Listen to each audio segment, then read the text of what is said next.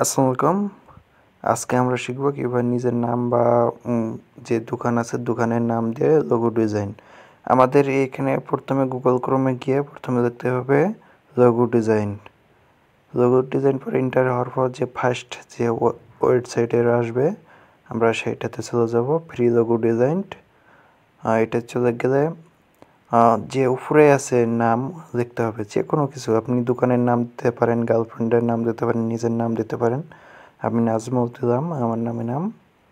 এটা দেওয়ার পর গেট স্টার্টে দিবেন, দেখবেন নিচে একটু সোজনে আপনার অটোমেটিক লোগো ডিজাইন হয়ে গেছে।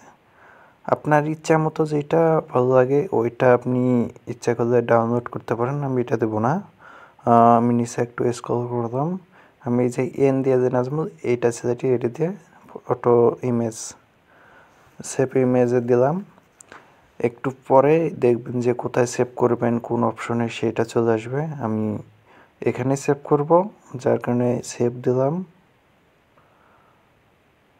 হয়ে গেল। ধন্যবাদ।